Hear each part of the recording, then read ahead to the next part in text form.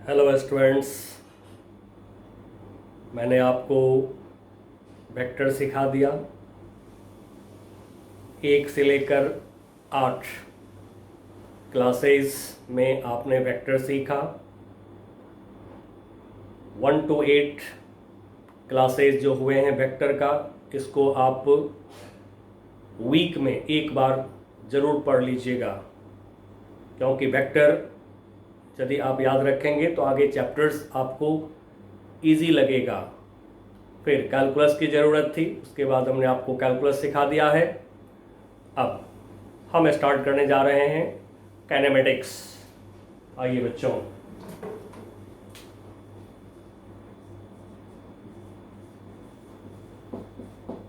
Kinematics. अब ये जो काइनेमेटिक्स लिखे हैं, इसमें हम लोग दो बात की स्टडी करते हैं।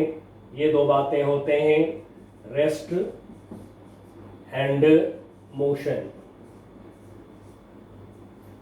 बच्चों, आपने क्लास 9th में भी रेस्ट और मोशन की बात करी है, वही बात हम यहाँ भी करेंगे।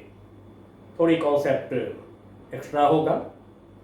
अब रेस्ट में आप किसी को कब कहते हैं? यदि आपसे किसी का डिस्टेंस इंक्रीज नहीं हो रहा है, यानी बढ़ नहीं रहा है, या फिर आपका डिस्टेंस किसी से कम नहीं हो रहा है, दैट मीन्स कि आपके और किसी और के बीच में डिस्टेंस जो है कांस्टेंट बना हुआ है, तो आप क्या कहेंगे उसको? ऑब्वियसली कहेंगे रेस्ट में है। नहीं, यदि आपसे किसी का डिस्टेंस बढ़ रहा है या फिर किसी का डिस्टेंस आपसे कम हो रहा है, तो आप क्या कहेंगे? सामने वाले को कहेंगे मोशन में हो तुम। जैसे मान लीजिए चेयर पे आप बैठे हैं, दूसरे चेयर पर आपके फ्रेंड बैठे हैं, आपसे आपके फ्रेंड का डिस्टेंस न तो बढ़ रहा है ना ही कम हो रहा है, तो आप अपने फ्रेंड को क्या देखते हैं? रेस्ट में देखते हैं। वहीं यदि आपके फ्रेंड उठे चेयर से और चल दिए घर से बाहर की तरफ, आपसे आपके फ्रेंड का डिस्टेंस इंक्रीज होने लगेगा, क्या देखेंगे आप? अपने फ्रेंड्स को जाते हुए यानी मोशन में देखेंगे। मान लीजिए फिर वो फ्रेंड लौट करके आ गए, आपने गेट खोला, आपके फ्रेंड आपके नज़दीक आ रहे हैं, क्या देखेंगे? मोशन में देखेंगे।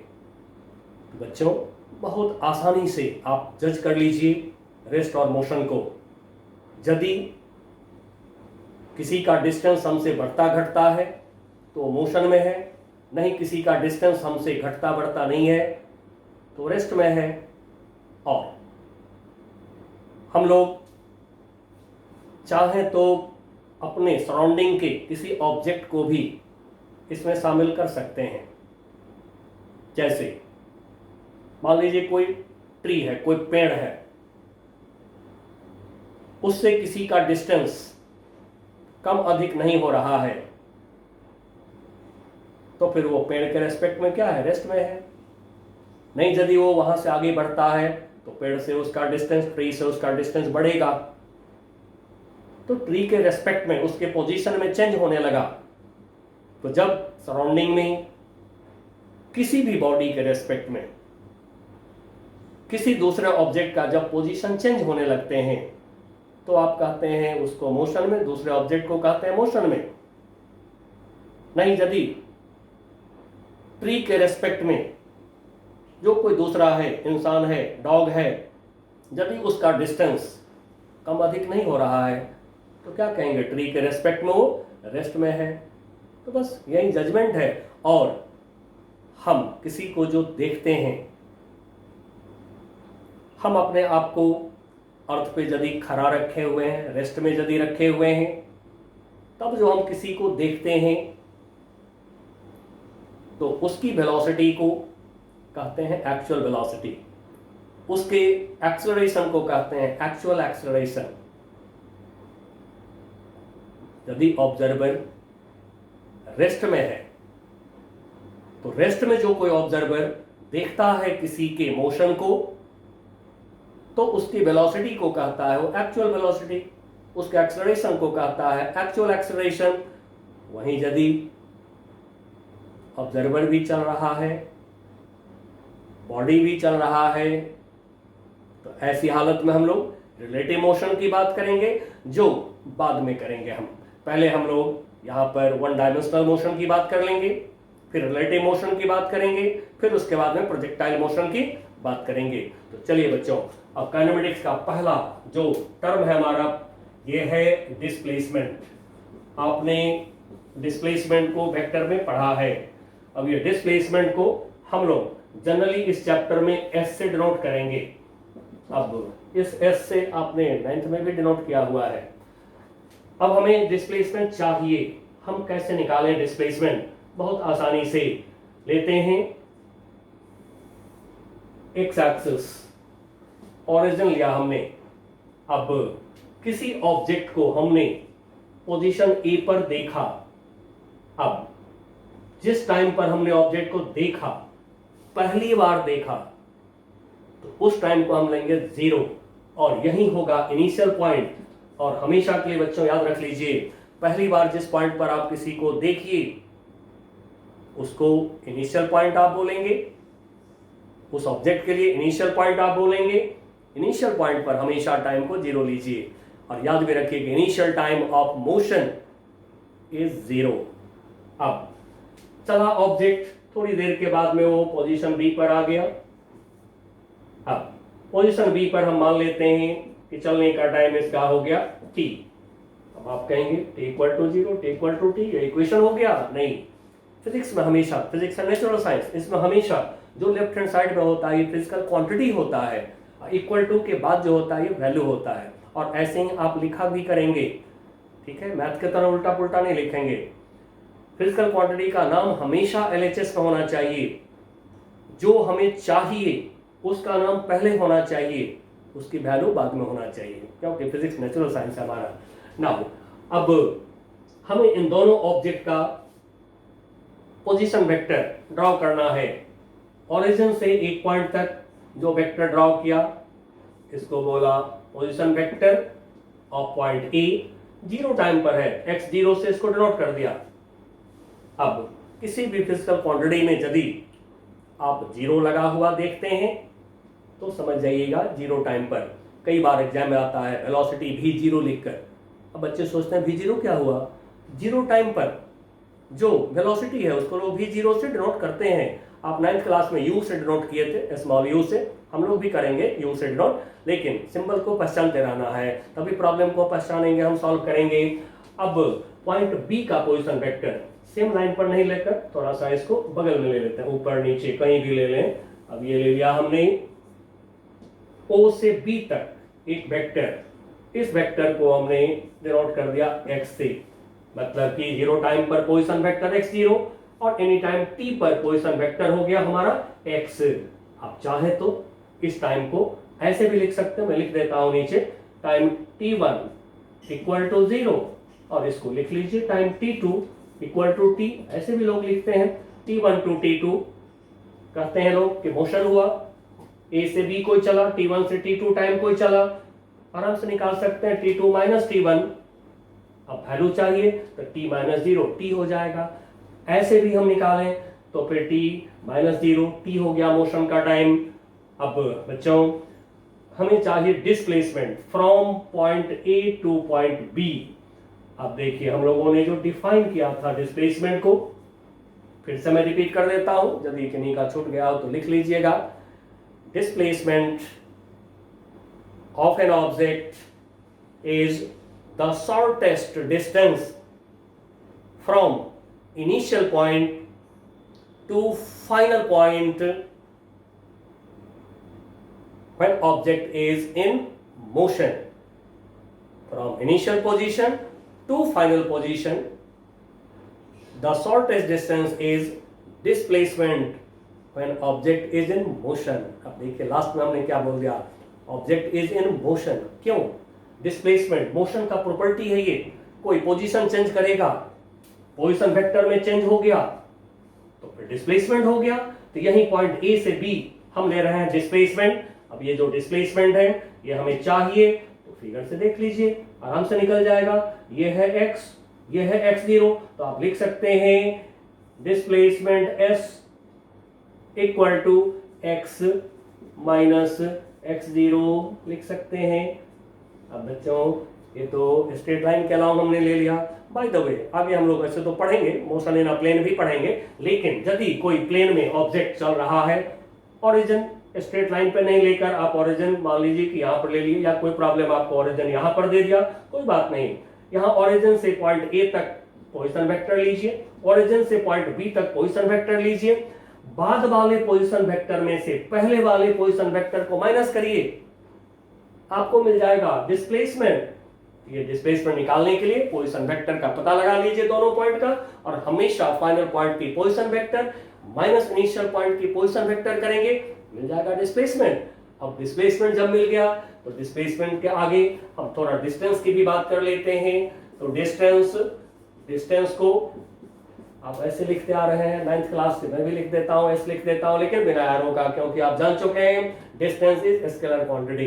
तो फिर डिस्टेंस क्या है, तो डिस्टेंस ये भी डिफाइन कर चुके हैं वेक्टर में, बट थोड़ा सा मैं फिर से लिखा देता हूं आपको। Distance is the length of actual path followed by, या कहिए ट्रेवल्ड बाय एन ऑब्जेक्ट। तो फिर ए से यदि कोई बी पे चला है, गया है, सीधा गया या घूम के गया, जैसे भी गया, एक्चुअल पाथ की लेंथ देख लीजिए। यदि कोई सीधे ऐसे गया तो ये ए बी डिस्टेंस हो गया, नहीं कोई यदि ऐसे घूम के गया तो इस कर्व पाथ की पूरी पाथ की लेंथ निकाल लीजिए, ये हो जाएंगे डिस्टेंस। अब डिस्प्लेसमेंट तो पार्टिकुलर डायरेक्शन में है, and so this has particular direction, so this is a vector, but distance has not particular direction, so distance is a scalar। ये बच्चों डिस्प्लेसमेंट निकालना हम लोग सीख लिए। अब डिस्प्लेसमेंट के बाद मोशन की प्रॉपर्टी आता है, क्या आता है, वेलोसिटी। अब हम वेलोसिटी की बात करते हैं। चलिए बच्चों वेलोसिटी, अब वेलोसिटी को आपने जो डिफाइन किया है 9th क्लास में, वही डेफिनेशन यहाँ भी है। Velocity of an object is rate of change of its position in a particular direction। Now velocity equal to simple formula में यदि लिखें, 9th वाला फॉर्मूला लिखें, तो वेलोसिटी आपने पढ़ा है डिस्प्लेसमेंट अपॉन टाइम। ये सिंपल फॉर्मूला हो गया। लेकिन बच्चों अब आप 11th में आ चुके हैं, अब जो कहीं पर आप रेट निकालेंगे पर यूनिट टाइम पर सेकंड, ये तो रेट होता है, तो रेट फिजिक्स में अब आपको दो हो गए हैं। कौन कौन, एवरेज और इंस्टेंटेनियस। सारे रेट एवरेज और इंस्टेंटेनियस हो गया है।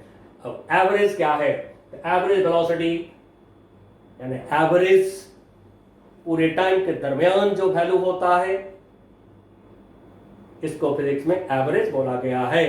तो हमें चाहिए एवरेज वेलोसिटी, पूरे मोशन के दरमियान हमें चाहिए velocity.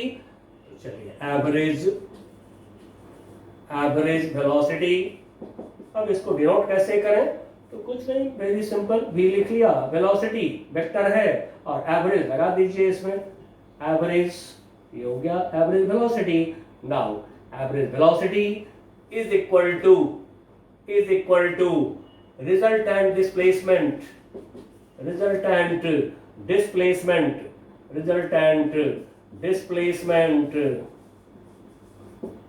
upon total time taken।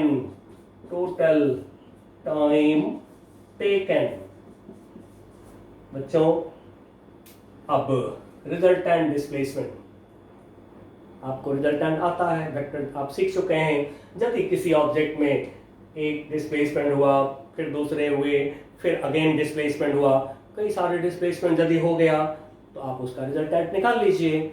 Resultant displacement को टोटल टाइम से डिवाइड करिए, ये होगा हमारा एवरेज वेलोसिटी। अब यदि हम इस फिगर से मदद लें, जो फिगर हमारे सामने है, यदि अब हम इस फिगर से मदद लें, तो बच्चों ए से बी डिस्प्लेसमेंट हम लोगों ने निकाला है। अब इस डिस्प्लेसमेंट को ए से बी हम ले रहे हैं डिस्प्लेसमेंट, इसको पहले हमने लिखा x माइनस x0, ठीक है, बाद में s लिखेंगे, लेकिन पहले पोजीशन वेक्टर के टर्म में लिख रहे हैं, लिख लिया। अब यहां से यहां तक जाने का टाइम आप चाहे तो t2 माइनस t1 लिख सकते हैं, t2 माइनस t1, यहां टाइम t2, यहां से यहां चलने का टाइम, नहीं ऑब्जेक्ट हमारा ए से चला है, ए से चला है ऑब्जेक्ट, यहां से यहां नहीं चला है, तो फिर यहां पर टाइम t1, यहां पर टाइम t2। एक प्रैक्टिकल एग्जांपल यहां बोल देता हूं, सपोज कि एक कार ए से स्टार्ट हुआ दिन के 10 बजे और 11 बजे वो पॉइंट बी पर पहुंच गया, तो यहां से यहां तक 1 आवर चला। 10 बजे को t1 टाइम बोल लिया हमने, 11 बजे को t2 टाइम बोल लिया, अब 1 आवर चला, कार चला 1 आवर। अब 1 आवर की गिनती करिए जरा, यहां से 0, आधा घंटा, हाफ आवर, 1 आवर, या मिनट में गिनती करते हैं, यहां से यहां तक 60 मिनट का टाइम है, यहां से टाइम की गिनती शुरू करते हैं, मोशन की time 0, 1 minute, 2 minute, 3 minute, 60 minute, यहां पहुंच गया कार हमारा। एंड सो बच्चों, आप t2 माइनस t1 यदि लिख रहे हैं तो फिर t2 माइनस t1 की वैल्यू जैसा कि सामने है आप निकाल लेंगे, x माइनस x0 लिख रहे हैं, इसका वैल्यू भी निकाल लेंगे आप आराम से। अब लोग इसको जनरली डेल्टा x लिखते हैं, इसको जनरली डेल्टा t लिखते हैं, क्यों? तो फिजिक्स में यदि फाइनल और माइनस इनिशियल हो गया तो इसको चेंज कहा जाता है, और होल फिजिक्स में जब भी आप चेंज लीजिएगा तो बड़ा छोटा नहीं देखिएगा, फाइनल वैल्यू में से इनिशियल वैल्यू को माइनस करेंगे, इसको कहते हैं चेंज। किसमें चेंज? x में। चेंज को डेल्टा लिखा और x में चेंज तो x लिखा। t2 माइनस t1, ऐसे तो ये मोशन का टाइम हो गया, लेकिन देखने में कैसा है? Final time minus initial time, तो t2 माइनस t1 को डेल्टा t लिख दिया हमने। अब इसके जगह पर हम चाहे तो सिंपली s लिख सकते हैं, इसके जगह पर हम चाहे तो सिंपली यहां से यहां का टाइम क्या है? t, तो फिर यहां पर हम t लिख सकते हैं।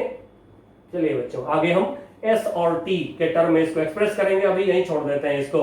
नाउ यहाँ पे थोड़ा सा मैं टाइम को यहां से यहां जो टाइम है, इस टाइम को मैं नीचे एक्सप्रेस कर देता हूं डेल्टा टी, डेल्टा टी, ए से बी चलने का टाइम लिख दिया डेल्टा टी। अब डायरेक्शन की बात कर लें थोड़ा, तो एवरेज वेलोसिटी का डायरेक्शन क्या होगा? रिजल्टेंट डिस्प्लेसमेंट, यहां तो एक ही डिस्प्लेसमेंट है लेकिन ज्यादा होगा डिस्प्लेसमेंट, तो रिजल्टेंट डिस्प्लेसमेंट निकाल लेंगे। अब ये है vector quantity, displacement vector quantity, and so resultant displacement के डायरेक्शन में एवरेज वेलोसिटी का डायरेक्शन होगा। यूनिट तो वेलोसिटी का आप जानती ही हैं, it's SI unit, it's SI unit क्या होगा? Metre by second, metre per second. Now अब यहां से हम अब इंस्टेंटेनियस वेलोसिटी की बात करेंगे। तो एवरेज वेलोसिटी क्या हुआ? पूरे टाइम के दरमियान जो वेलोसिटी है उसका नाम पड़ गया एवरेज वेलोसिटी। अब एक पॉइंट पर, एक टाइम पर जो होते हैं वेलोसिटी, उसको इंस्टेंटेनियस वेलोसिटी कहते हैं। यदि कोई एक्सेलरेशन एक टाइम पर है, एक पॉइंट पर है, उसको कहेंगे इंस्टेंटेनियस एक्सेलरेशन। पूरे टाइम के दरमियान यदि एक्सेलरेशन निकाला आपने किसी ऑब्जेक्ट का, तो उसको कहेंगे एवरेज एक्सेलरेशन। अब ये नोमेनक्लेचर पूरे फिजिक्स में चलता रहेगा। तो देखिए इंस्टेंटेनियस, इंस्टेंटेनियस वेलोसिटी, इसको इंस्टेंटेनियस वेलोसिटी को हम लोग ओनली v से डिनोट करेंगे, v से डिनोट किया। अब पहले तो आप एक लाइन लिख के रख लीजिए, it is velocity of an object at any instant of time। मतलब क्या? समय के किसी क्षण पर, इंस्टेंट मतलब क्या होता है? क्षण। तो समय के किसी क्षण पर, किसी टाइम पर जो वेलोसिटी है इंस्टेंटेनियस वेलोसिटी, और at any instant of time एक ऑब्जेक्ट एक पॉइंट पर होता है, तो फिर यहां पर थोड़ा और वर्ड बढ़ा लीजिए, एट अ पॉइंट, तो अब हमें चाहिए वेलोसिटी ऑब्जेक्ट का at any time, at any instant of time. यही इसकी पहचान है, एट और इन टाइम बोल दिया तो एवरेज, एट टाइम बोल दिया तो इंस्टेंटेनियस। पकड़ लीजिएगा प्रॉब्लम को। अब हमें चाहिए एक पॉइंट पर वेलोसिटी, तो अब हम कैसे निकालें? तब यहीं पर हम लोग कैलकुलस की मदद लेने जा रहे हैं, इसीलिए पहले हमने आपको कैलकुलस पढ़ा दिया है। अब पहले मैं लिखता हूं फिर समझा दूंगा। v equal to limit delta t tends to 0 delta x upon delta t. अब बच्चों जैसा कि कैलकुलस में हमने आपको सिखाया है कि यदि delta y upon delta x है, डेल्टा x टेंड्स टू 0 है, तो लिमिट वैल्यू लिखते हैं डेल्टा की जगह पर d, नीचे भी डेल्टा की जगह पर d। आप देखिए बच्चों ये कैसे आया, अब इस पर गौर करिएगा जरा। अब आते हैं फिगर पर। जैसा कि मैंने बात करा आपसे, ए पर ऑब्जेक्ट दिन के 10 बजे यानी T1 टाइम 10 बजे, 11 बजे 1 आवर बाद 60 मिनट बाद ऑब्जेक्ट बी पर है, T2 टाइम हमारा 11 बजे 11 माइनस 10 किया, 1 आवर का टाइम हो गया मोशन का, T2 माइनस T1 करा, 1 आवर मोशन का टाइम, 60 सेकेंड मोशन का टाइम हो गया, इसको डेल्टा टी बोल लिया हमने। अब यहां से पीछे की तरफ अब हम मूव कर रहे हैं, यहां फिगर पर भी मैं इसको लिख देता हूं डेल्टा एक्स। चलिए अब जरा पीछे की तरफ बी से ए की तरफ देखना शुरू करते हैं। थोड़ी सी मैं न्यूमेरिकल वैल्यू यूज कर देता हूं समझाने के लिए आपको। सपोज ए से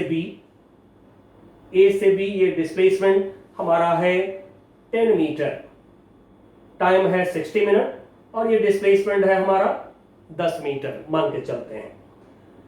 जब ऑब्जेक्ट यहां पे था, ए से जो बी गया है, जब ऑब्जेक्ट यहां पे था, इस समय 9 मीटर, टाइम मान लीजिए 40 मिनट। जब ऑब्जेक्ट यहां पे था तो फिर 5 मीटर का डिस्टेंस डिस्प्लेसमेंट ए से यहां तक, मान लीजिए कि टाइम 30 मिनट। जब ऑब्जेक्ट यहां पर आ गया, अब हम सोच रहे हैं कितना डिस्प्लेसमेंट है, तो अब हम सोच रहे हैं डिस्प्लेसमेंट हमारा है 1 मीटर, टाइम 10 मिनट, और नजदीक आया डिस्प्लेसमेंट 0.5 मीटर, टाइम 2 मिनट, एकदम जस्ट टच करने लगा, डिस्प्लेसमेंट टेंड्स टू 0, बहुत छोटा हो गया। डेल्टा एक्स की जो ये वैल्यू थी, ये वैल्यू बहुत छोटा हो गया जब ऑब्जेक्ट आपका जस्ट ए को टच कर रहा है। ठीक है, टाइम क्या हो गया, ये टाइम जो है डेल्टा टी, ये टाइम कम करते करते 60 मिनट से कम करते करते करते जब इस पॉइंट को जस्ट टच करने लगा ऑब्जेक्ट, तो डेल्टा टी भी क्या होगा, टेंड्स टू 0। तो ये टेंड्स टू 0, ये भी टेंड्स टू 0, मतलब कि बहुत छोटे छोटे हो गए अब ये दोनों। तो जब बहुत छोटे छोटे टर्म हो जाते हैं तो डेल्टा के जगह पर डी लगा के लोग डिनोट करते हैं।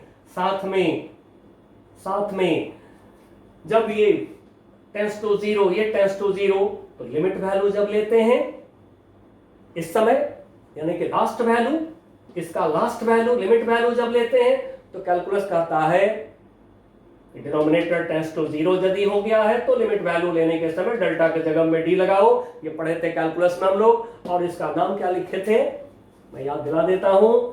इसका नाम लिखे थे DC, differential coefficient of x, differential coefficient of x with respect to t. अब ये वेलोसिटी का एक नया आपको डेफिनेशन मिल रहा है। दूसरी बात है, इंस्टेंटेनियस निकालने का एक रास्ता मिल रहा है आपको। क्या रास्ता मिल रहा है, ये है एवरेज वेलोसिटी। एवरेज वेलोसिटी का यदि लिमिट वैल्यू ले लिया हमने, डिनोमिनेटर यानी डेल्टा टी टेंड्स टू 0, या किसी भी फिजिकल क्वांटिटी का मान के चलिए एवरेज वैल्यू यदि आपने निकाल लिया, उस एवरेज वैल्यू का यदि लिमिट वैल्यू लेते हैं जिसमें कि डिनोमिनेटर टेंड्स टू 0 लेते हैं, तो वहां पर बच्चों जो मिलेगा आपको ये होगा इंस्टेंटेनियस वैल्यू। बस तो आज से याद रख लीजिएगा पूरे फिजिक्स में एवरेज का limit value denominator tends to 0 is instantaneous value, और ये हमेशा ये लिखे जाएंगे dx by dt differential coefficient of x with respect to t। अब इसको यदि लैंग्वेज में हम लिखना चाहें dx by dt को, तो फिर आप बोल सकते हैं डिफरेंशियल कोएफिशिएंट ऑफ डिस्प्लेसमेंट। जो वेलोसिटी का एक नया डेफिनेशन कैलकुलस आपको दे रहा है, वो ये दे रहा है कि velocity is differential coefficient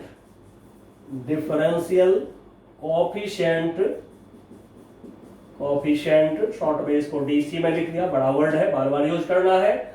differential coefficient of displacement x से हम लोग पोजीशन वेक्टर भी डिनोट किए हैं, x के टर्म में हम लोग डिस्प्लेसमेंट भी डिनोट कर रखे हैं, and so differential coefficient of displacement with respect to time. चलिए बच्चों, अब ये याद रखिएगा, अब ये वेक्टर फॉर्म में है इस समय।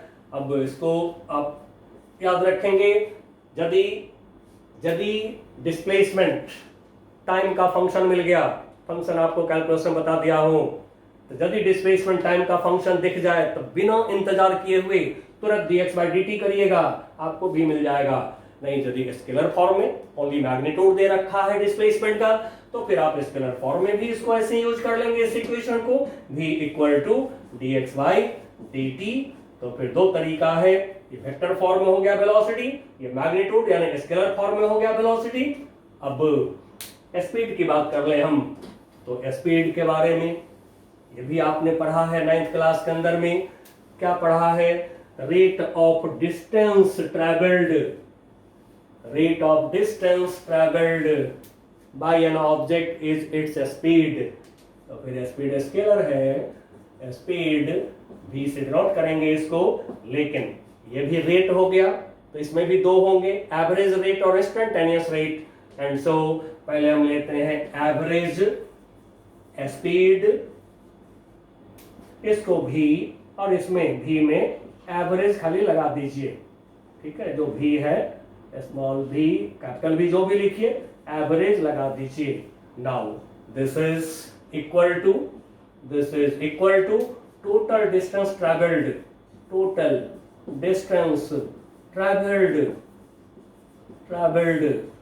अब इसको मैं s से डिनोट कर रहा हूं, टोटल डिस्टेंस ट्रैवल्ड s से डिनोट कर रहा हूं अपॉन टोटल टाइम टेकन को मैं यहां पर t से डिनोट कर दे रहा हूं, ठीक है। टोटल टाइम टेकन इसको t से डिनोट कर रहा हूं। अब देखिए, इस फिगर से यदि हम देखें तो इस फिगर में हमें यहां से यहां तक ये सीधा है, स्ट्रेट लाइन है, ये डिस्प्लेसमेंट भी है इस समय, और a से b डिस्टेंस भी है, a और b के बीच का डिस्टेंस भी है। तो बच्चों, कभी डिस्प्लेसमेंट और डिस्टेंस आपका सेम भी हो सकता है।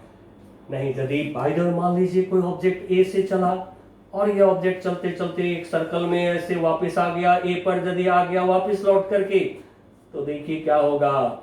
डिस्प्लेसमेंट तो शॉर्टेस्ट डिस्टेंस होता है, यदि पॉइंट a पॉइंट b मिल जाए आपस में, तब तो डिस्प्लेसमेंट बचेगा ही नहीं, शॉर्टेस्ट डिस्टेंस 0 हो जाएंगे। तो यदि सेम पॉइंट पर ऑब्जेक्ट लौट के आ गया तो डिस्प्लेसमेंट तो 0 हो गया, लेकिन लेंथ ऑफ एक्चुअल पाथ, यदि इस सर्कल का रेडियस r है तो इस पूरे पाथ की लेंथ क्या हो जाएगा? 2πr। तो क्या देखा आपने? डिस्टेंस यदि कोई चलेगा तो डिस्टेंस 0 कभी नहीं होगा, लेकिन वहीं यदि ऑब्जेक्ट सेम पॉइंट पे लौट के आ गया तो shortest distance between initial final point क्या होगा? 0। तो डिस्प्लेसमेंट 0 हो सकता है। अब total distance travelled upon total time taken, ये निकल गया एवरेज स्पीड, क्योंकि स्पीड को आप क्या कहते हैं?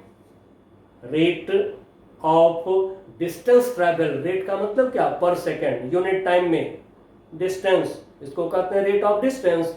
यूनिट टाइम में जितना डिस्प्लेसमेंट, उसको क्या कहते हैं आप? Rate of displacement. Rate of displacement तो वेलोसिटी हो गया, रेट ऑफ डिस्टेंस हमारा स्पीड हो गया।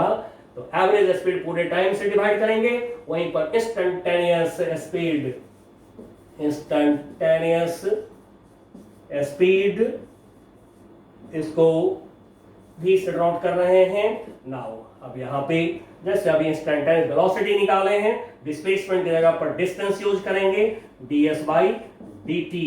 और अब आप हमेशा के लिए एक बात याद रख लीजिए कि रेट, इंस्टेंटेनियस रेट यदि आपको चाहिए तो हमेशा पूरे फिजिक्स में डिफरेंशियल कोएफिशिएंट निकाल लेंगे। अब इसका लैंग्वेज क्या होगा, लैंग्वेज आप जान चुके हैं, differential coefficient of distance with respect to time. चलिए बच्चों, हम लोगों ने डिस्टेंस देख लिया, डिस्प्लेसमेंट देख लिया, वेलोसिटी देख लिया, स्पीड देख लिया। अब हम आते हैं एक्सेलरेशन पर। अब एक्सेलरेशन के लिए चलिए, एक ऑब्जेक्ट वेलोसिटी पॉइंट ए पर बोल रहा हूं v1, वेलोसिटी पॉइंट बी पर जो है उसको बोल दिया v2। अब v1 से v2 वेलोसिटी में चेंज हो गया, वेलोसिटी में चेंज होगा तो rate of change of velocity is acceleration. तो फिर एक्सेलरेशन हमको चाहिए, एक्सेलरेशन को जैसा कि हमने डिफाइन कर दिया, rate of change in velocity of object is it's acceleration. तो एक्सेलरेशन भी रेट हो गया तो दो होगा। पहले लेते हैं average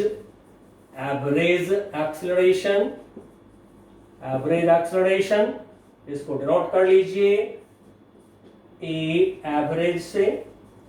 average acceleration this is equal to change in velocity, change in velocity upon total time taken. अब देखिए चेंज इन वेलोसिटी फिगर से देखिए क्या होगा, हम ए से बी ले रहे हैं, सारा काम हम 0 टाइम से t टाइम के बीच ले रहे हैं, यानी t1 से t2 टाइम के बीच हम सारा काम कर रहे हैं इस समय। ठीक है बच्चों, यहाँ पर टाइम हमारा t1 0, यहाँ पे टाइम हमारा यहाँ जो है इसी टाइम को t2 लिख दिए हैं। चलिए तो 0 to t कहिए या फिर t1 से t2 कहिए, इस टाइम में हम लोग काम कर रहे हैं। मोशन का टाइम a से b तक हम लोग डेल्टा t दे रखे हैं। नाउ एक ही फिगर पे हम आगे बढ़ रहे हैं। Now change in velocity, final velocity minus initial velocity, बाद की velocity, final velocity minus initial velocity upon time को भी लिख सकते हैं t2 माइनस t1, या फिर इसी को डेल्टा भी लिख दें, डेल्टा भी change in velocity upon delta t लिख दें इसको टाइम टेकन। ये हो गया बच्चों, मैं स्टार मार्क कर रहा हूं, ऐसे ही स्टार मार्क कर दिया, एक इक्वेशन का नाम रख दिया। अब एवरेज एक्सेलरेशन की डायरेक्शन किधर होगा, जिधर डेल्टा। ये कहां पर हम लोग सीखे हैं, दो वेक्टर का difference, subtraction of two vector सीखे हैं ये। अब वेक्टर मेथड से सब्ट्रैक्शन करना पड़ेगा वेलोसिटी को, फिर आप सब्ट्रैक्शन करके आराम से जो है ये निकाल लीजिए। ठीक है, इन दोनों का सब्ट्रैक्शन करेंगे, इसका ये रिजल्टेंट हो गया एक तरह से। तो change in velocity by time किया वेक्टर फॉर्म में। अब डायरेक्शन आप थोड़ा लिख के रख लीजिए, डायरेक्शन ऑफ ए एवरेज यानी average acceleration is in direction of change in velocity. अब बच्चों जैसे अभी इंस्टेंटेनियस निकाले थे हम लोग, इंस्टेंटेनियस वेलोसिटी, ठीक उसी तरह से सेम पैटर्न पे इंस्टेंटेनियस एक्सेलरेशन। नाउ इसको हम ए से डिनोट करेंगे, फिर वही बात है, डेल्टा टी टाइम जो है, डेल्टा टी टाइम को डिक्रीज करते करते 0 कर दीजिए तो आप एक पॉइंट पर आ जाइएगा। यहां से यहां का टाइम है डेल्टा टी। अब ये डेल्टा टी टाइम को डिक्रीज करते करते करते करते यदि 0 कर दें तो हम एक पॉइंट पर आ जाते हैं। तो एक पॉइंट पर हमें मिल जाएगा एक्सेलरेशन, जिसका नाम है इंस्टेंटेनियस एक्सेलरेशन।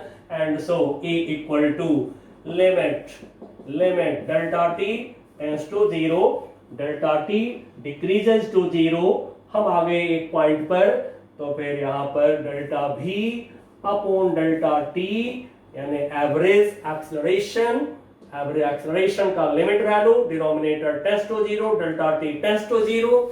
अब इस समय फिर हम लोग क्या करेंगे, तो कैलकुलस कहता है हमें कि इस समय आप डेल्टा के जगह पर डी लिखिए, तो फिर हम लोग यहां पर लिख देंगे this equal to d v upon d t. पढ़ेंगे क्या इसको, मैं यहाँ पे लिख देता हूँ डिफरेंशियल कोएफिशिएंट। डिफरेंशियल कोएफिशिएंट इसको जो पढ़ेंगे, differential coefficient of velocity, velocity with respect to time. अब यदि वेक्टर फॉर्म में आपको दिया गया है कभी वेलोसिटी, ठीक है, इक्वेशन को स्टार मार्क कर रहा हूं, तो फिर dv बाई dt कर लीजिए। नहीं, यदि कभी आपको मैग्नीट्यूड दे रखा है वेलोसिटी का, तो तब इसको आप ऐसे लिख लीजिए, मैग्नीट्यूड के फॉर्म में लिख लीजिए a equal to dv by dt। अब बच्चों एक्सेलरेशन निकालना हम लोग जान गए भाया कैलकुलस, वेलोसिटी निकालना जान गए भाया कैलकुलस। अब यहीं पर मोशन को टू टाइप में अब हम डिवाइड कर रहे हैं, two types of motions, two types of motion. कौन कौन? दो तरह के मोशन होते हैं आपको। नंबर वन हम लेते हैं यूनिफॉर्म मोशन। यूनिफॉर्म मोशन में वेलोसिटी वेक्टर होता है कांस्टेंट। जो वेलोसिटी है, यदि वेलोसिटी सेम रह गया कहीं, कांस्टेंट रह गया पूरे मोशन में कहीं, तो फिर हम कहते हैं इसको यूनिफॉर्म मोशन। मतलब कि इन this motion velocity vector is constant. मतलब वेलोसिटी का वैल्यू भी कांस्टेंट, वेलोसिटी का डायरेक्शन भी कांस्टेंट, तो कहते हैं इसको यूनिफॉर्म मोशन। अब देखिए, यदि भी कांस्टेंट है तो एक्सेलरेशन क्या होगा, dv बाई dt कैलकुलस में पढ़े हैं, कांस्टेंट का डिफरेंशिएशन क्या होता है, 0। तो therefore a equal to dv by dt, velocity है constant and so acceleration will be 0। तब याद रखिएगा, आराम से किसी प्रॉब्लम में आप इसको पुट कर लीजिए। यदि देखते हैं कि यूनिफॉर्म मोशन है तो एक्सेलरेशन हो जाएंगे 0। अब बच्चों यदि नॉन यूनिफॉर्म मोशन हो गया, नॉन यूनिफॉर्म मोशन इसका अपोजिट जो बोले हैं इसके उल्टा, यानी कि वेलोसिटी कांस्टेंट नहीं है, तो नॉन यूनिफॉर्म मोशन हो जाएंगे। तो दूसरा मोशन हमारा है, सेकंड मोशन है नॉन यूनिफॉर्म मोशन। अब इस मोशन की पहचान बस आराम से पहचानिए। In this motion v vector, velocity is not constant. Velocity constant नहीं होते हैं। तो जब वेलोसिटी कांस्टेंट नहीं होगा तो फिर a equal to dv by dt होगा। स्केलर फॉर्म में, वेक्टर फॉर्म में चलिए लिख देते हैं, तो फिर a equal to dv by dt होगा, ये 0 नहीं होगा। उसी तरह से स्केलर फॉर्म में लिख दें तो a equal to dv by dt होगा। तो यदि कभी नॉन यूनिफॉर्म मोशन हो गया, वेलोसिटी नॉट कांस्टेंट, तो वहां पर एक्सेलरेशन होंगे, तो वहां एक्सेलरेशन को आप यूज करेंगे। यूनिट ऑफ एक्सेलरेशन आपको तो पता है, चलिए फिर भी इसके नीचे में लिख देता हूं कि it's unit, SI unit, this is meter per second by second, तो मीटर पर सेकंड स्क्वायर। अब बच्चों हम यहां से मोशन को 1D यानी 1 डायमेंशन, 2 डायमेंशन में अलग अलग अब करेंगे। यदि कोई ऑब्जेक्ट वन स्ट्रेट लाइन के अलाउंग चलते हैं, वन एक्सिस के अलाउंग चलते हैं, तो उसको 1 डायमेंशनल मोशन कहते हैं। तो पहले अब 1 डायमेंशनल मोशन की बात हम कर लेंगे, उसके बाद हम लोग 2 डायमेंशनल मोशन में जाएंगे। अब तो आइए लेते हैं हम लोग 1 dimensional motion, 1 dimensional motion of an object with uniform acceleration। अब बच्चों पहले हम यूनिफॉर्म एक्सेलरेशन ले रहे हैं। एक्सेलरेशन भी 2 तरह के होंगे, सब दो तरह के होते हैं फिजिक्स में, या तो कांस्टेंट नहीं तो वेरिएबल। तो एक्सेलरेशन हम पहले ले रहे हैं कांस्टेंट, बाद में हम एक्सेलरेशन को फंक्शन भी लेंगे। फंक्शन में कैलकुलस लगा दीजिएगा। पूरे फिजिक्स के लिए एक बात याद रखे रहिए कि यदि फंक्शन मिला कभी तो बिना सोचे विचारे कैलकुलस लगा दीजिए वहां पर, आंसर की परवाह नहीं, आंसर अपने आप आ जाएंगे। तो अब यहाँ पर हम ले रहे हैं one dimensional motion, one straight line के along motion of an object with uniform acceleration. चलिए पहले हम फिगर से आपको दिखाएंगे। एक ऑब्जेक्ट स्ट्रेट लाइन, अब इसको हम एक्स एक्सिस बोल दें ना बोलें दोनों चलेगा, वन स्ट्रेट लाइन ले लिए। अब एक ऑब्जेक्ट जो है पॉइंट ए पर था इनिशियली, फिर यहां से बी पर आ गया थोड़ी देर में। अब ये जो ऑब्जेक्ट ए से बी पर आया है तो पहले पोजीशन वेक्टर देखते हैं पॉइंट ए पर, जहां से ऑब्जेक्ट को चलते आपने देखा। Initial time t equal to 0 लेंगे हमेशा, इनिशियल टाइम ऑफ मोशन 0, क्योंकि जहां से मोशन शुरू वहीं से टाइम की गिनती शुरू होता है। तो फिर इनिशियल टाइम 0 टाइम पर जो पोजीशन वेक्टर है जैसे लिया था अभी हम लोगों ने, x0 ले लिया। इनिशियल वेलोसिटी को मैं u लिख दे रहा हूं, जैसे 9th क्लास में आप लिए वहीं लिख दिया मैंने। अब इस u को हो सकता है कि किसी बुक में आप भी 0 देखेंगे, 0 टाइम पे, जैसे पोजीशन वेक्टर को x0 बोल दिए उसी तरह से 0 टाइम पर वेलोसिटी को कोई u लिखते हैं कोई v0 लिखते हैं। लेकिन यदि v0 लिख करके कुछ भी ना बोले तो समझ जाइएगा इनिशियल वेलोसिटी। अब यहां से चला u वेलोसिटी से, मैं यूं ही लिखूंगा लेकिन पहचान के लिए लिख दिया हूं। अब यहां से चला t इक्वल टू टी, यानी कि यहां से यहां तक मोशन के टाइम जो t है, इस t टाइम में मैं लिख देता हूं नीचे मोशन का टाइम t। तो ये t टाइम में जो वेलोसिटी है u से बदल के v हो गया। Acceleration through out the motion एक ही है a एक्सेलरेशन पूरे मोशन में है। अब डिस्प्लेसमेंट t टाइम में, डिस्प्लेसमेंट a से b, इस डिस्प्लेसमेंट को मैं नीचे दिखा देता हूं। अब ये डिस्प्लेसमेंट जो है पॉइंट a से b ऑब्जेक्ट का डिस्प्लेसमेंट, इसको मैं बोल दे रहा हूं s, a से b तक सीधा डिस्प्लेसमेंट, इसको बोल दीजिए s।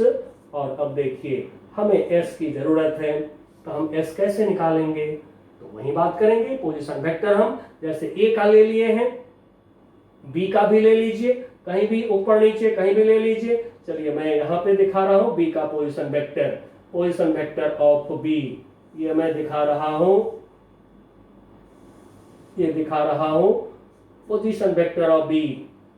ठीक है, o से b एक लाइन पे नहीं ले रहे हैं, फिगर गंदा हो जाएगा। अब इसको बोल दे रहे हैं x vector, position vector of b x।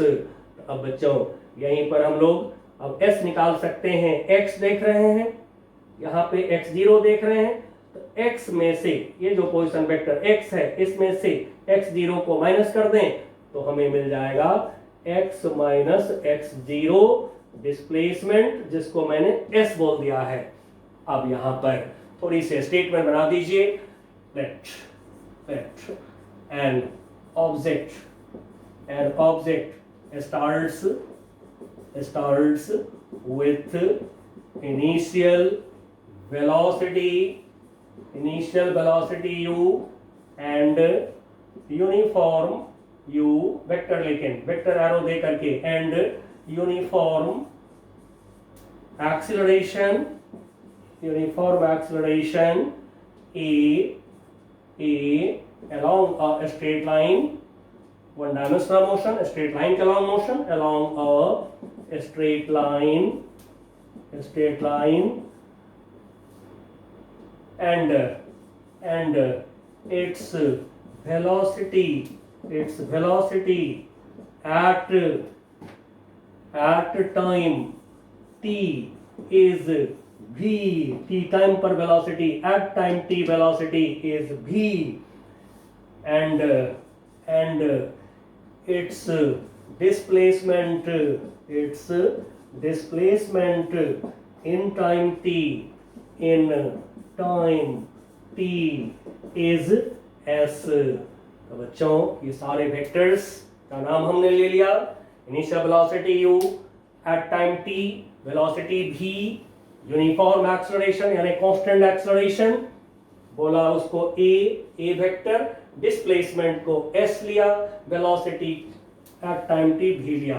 अब 9th क्लास में आपने 3 इक्वेशंस लिखा था, वही 3 इक्वेशंस मैं भी लिखने जा रहा हूं जो ऑलरेडी आपको पता है।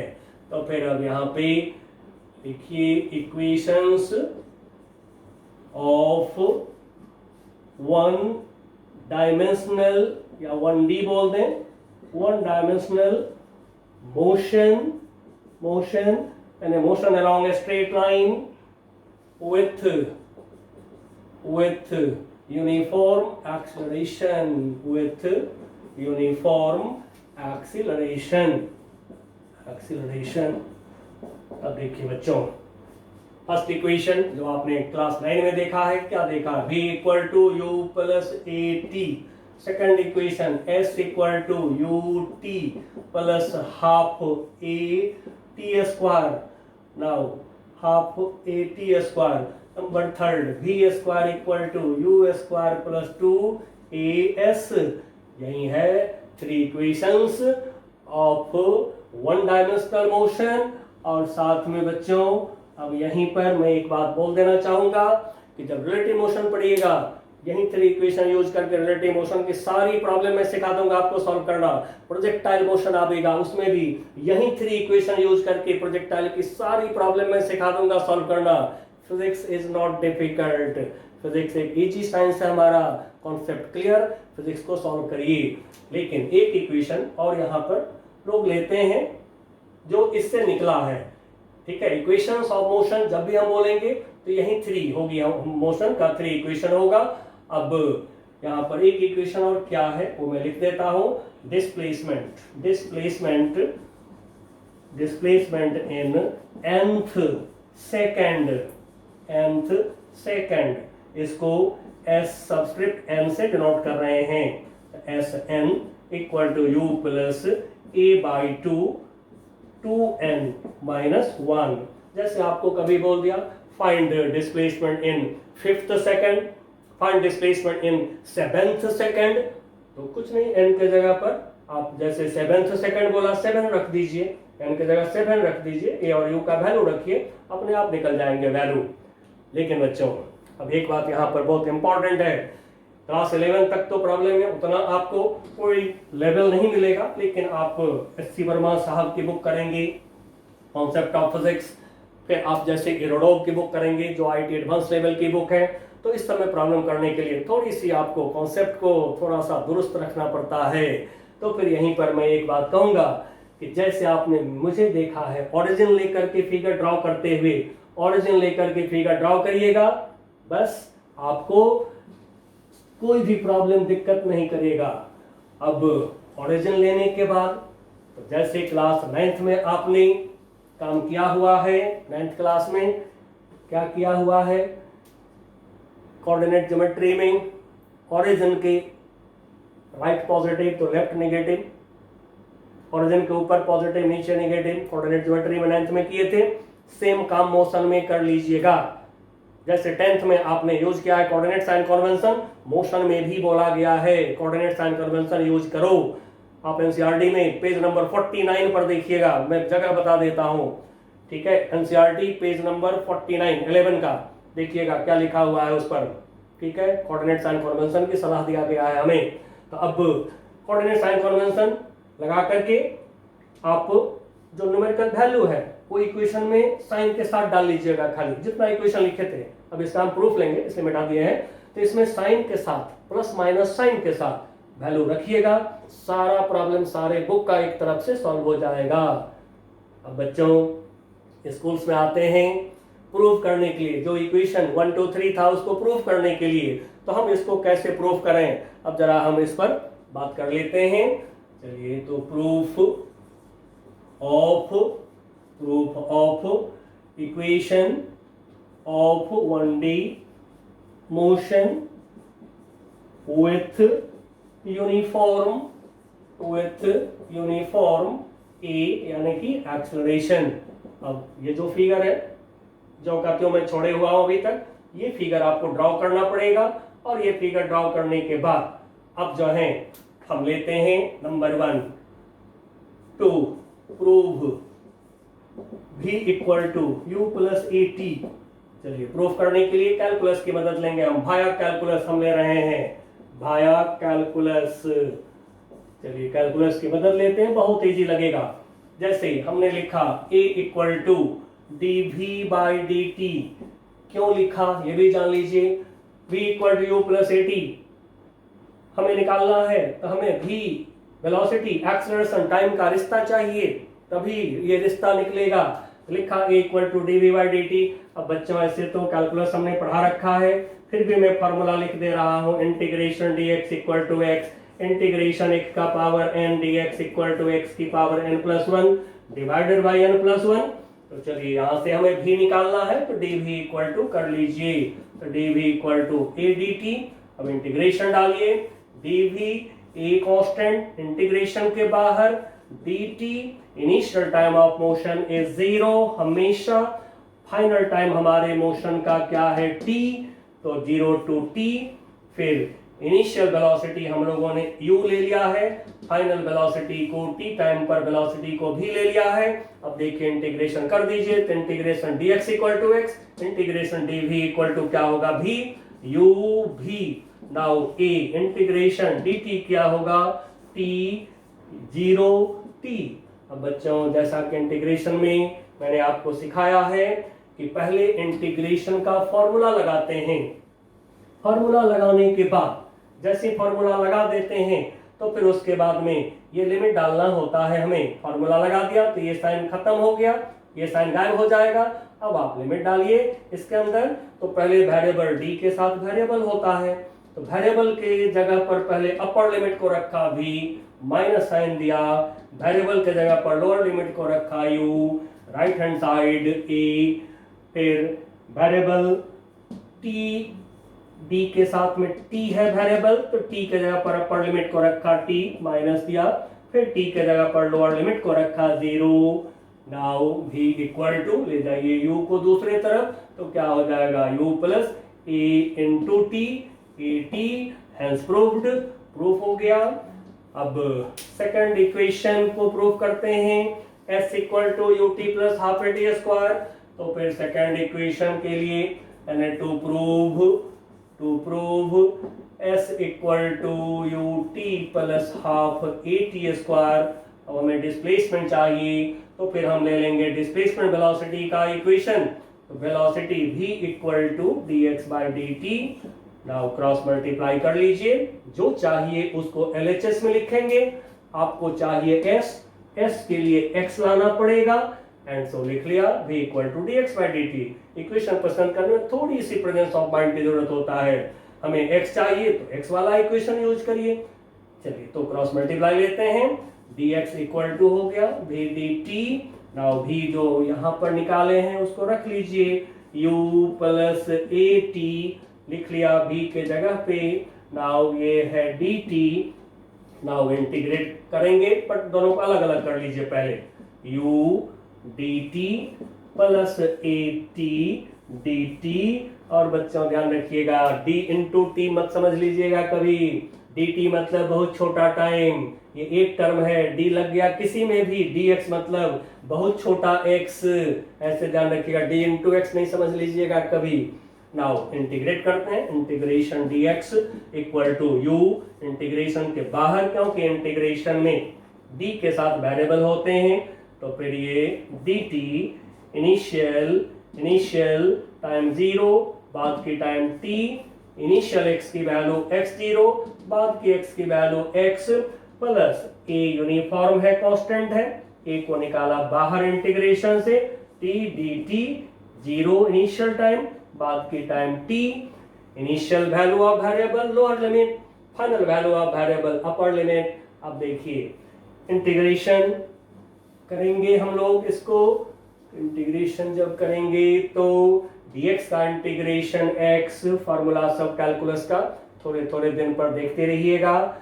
नाउ इंटीग्रेशन dx का हो गया x, इंटीग्रेशन कर दिया, ये साइन हट गए, अब नीचे x0 ऊपर x equal to u, dt का इंटीग्रेशन t 0 नीचे ऊपर t प्लस a। अब देखिए बच्चों यहाँ पे t का पावर 1 x का पावर n हो गया, t का पावर 1 dt x का पावर n dx x के जगह पर t समझ लीजिए पावर 1 है। अब 1 पावर है n के जगह पर 1 है, तो फिर हम लिखेंगे t का पावर 1 प्लस 1 2 n प्लस 1, फिर नीचे t का पावर 1 है तो 1 plus 1 2 0 to t। Now put करिए लिमिट को, x के जगह पर x लिखा, माइनस साइन देकर x के जगह पर x0 u, सिमिलरली t के जगह पर अपर लिमिट को लिखा, माइनस साइन दिया, t के जगह लोअर लिमिट को लिख दिया प्लस a। नाउ t के जगह पर अपर लिमिट को लिखा t square by 2, minus sign दिया, t के जगह पर 0 को रखा, 0 by 2 0। Now x minus x0, देखिए अपने फिगर से क्या देख रहे हैं, x माइनस x0 क्या है हमारा s है, तो इसके जगह पर लिख लिया हमने s, लेकिन वेक्टर का साइन नहीं देंगे। क्यों नहीं? इसलिए कि बच्चों वन डायमेंशनल मोशन में सब के सब एक ही लाइन के अलोंग है, तो जो यूनिवर्सल ट्रूथ होता है उसको लोग नहीं बोलते हैं फिजिक्स में। जैसे आप बचपन में सुनते थे सूरज पूरब में निकलता है, अब यदि आपको कोई कहते देखो भाई सूरज पूरब में निकला है, आप कह गए तो रोज ही निकलता है, तो यही है यूनिवर्सल ट्रूथ, उसको बोलना जरूरी नहीं होता है। तो 1D मोशन में लोगों ने बिल्कुल एकदम सिंपल राइटिंग कर दिया है कि आप जो है बिना एरो का लिखिए इक्वेशन को, लेकिन बच्चों ध्यान रहे कि ये जो हम लोग s लिखे हैं s इज वेक्टर। यदि किसी प्रॉब्लम में आपको डिस्टेंस कहता है निकालो, तो फिर आप पूरे पाथ की लेंथ निकालिएगा, ठीक है ना। s equal to ut plus half d square में s डिस्टेंस नहीं है, s है डिस्प्लेसमेंट, याद रखिएगा, ठीक है। यहाँ पर बहुत लोग गलती कर बैठते हैं, क्लास 9 में इसको डिस्टेंस कह दिए थे, छोटे बच्चे थे, वेक्टर नहीं था बोल दिए थे, कोई बात नहीं, बट अब आप नहीं इसको समझेंगे डिस्टेंस, ये डिस्प्लेसमेंट है आपका, ये है डिस्प्लेसमेंट s वेक्टर है ये हमारा। नाउ लिखा s ut प्लस अब T square by 2 into A, half a t square लिख दीजिए, हो गया प्रूफ्ड, हैंस प्रूफ्ड। एग्जाम में हैंस प्रूफ्ड भी लिख देते हैं लोग, नीचे में प्रूफ हो गया तो लिख दीजिए हैंस प्रूफ्ड। नाउ अब हम ले रहे हैं third equation v square equal to u square plus 2s। तो थर्ड इक्वेशन में v स्क्वायर इक्वल फॉर या to prove v square equal to u square plus 2as। अब इस इक्वेशन को प्रूव करने के लिए अब इसमें हम लेंगे a का इक्वेशन, तो a इक्वल टू लिखा हमने a equal to dv by dt, लेकिन t तो है नहीं हमारे इसमें, तो फिर हमें t को हटाना होगा। तो कैसे हटाते हैं, dv बाई पहले dx लिख लिया, इनटू dx बाई dt कर दिया। अब देखिए बच्चों यहाँ पर अब एक बात आपको अच्छी तरह से मैं सिखा देना चाहूँगा, क्योंकि कॉम्पिटिशन्स में चेंज ऑफ वेरिएबल ये बहुत आते हैं, ये आईआईटी में 5-5, 6-6 क्वेश्चन होता है चेंज ऑफ वेरिएबल का, नीट में भी होते हैं 3-4 क्वेश्चन चेंज ऑफ वेरिएबल का। अब यहाँ पर गौर से समझ लीजिए, हमें यहाँ पर x चाहिए, ठीक है। क्यों चाहिए x? ये जो देख रहे हैं इसमें t नहीं है, तो फिर हमें t को फेंकना होगा, t को यहाँ से फेंकेंगे हम, s चाहिए हमें, तो फिर हम s लाएंगे, तो s लाने के लिए x लाना होगा। यही सोचिएगा कभी यदि यहाँ पर हमें इस वेरिएबल की जरूरत नहीं है, तो फिर आप इसको पहले फेंक दीजिए, और इसको फेंकने के बाद क्या चाहिए आपको, कौन सा वेरिएबल चाहिए, d लगा के लेकिन नीचे लिख लीजिए, और जो d लगा के नीचे लिख के उसी से मल्टीप्लाई कर लीजिए। उसके बाद जो यहाँ से हटाए थे उसको यहाँ डाल दीजिए, हो गया चेंज इन वेरिएबल हो जाता है। और हमेशा आपको ये जो टर्म आवेगा पूरे फिजिक्स में ये मीनिंगफुल आवेगा, हमेशा मीनिंगफुल आवेगा ये टर्म, इसकी चिंता नहीं करिएगा। तो नाउ ये हो गया हमारा a equal to dv upon dx into dx by dt भी हो गया।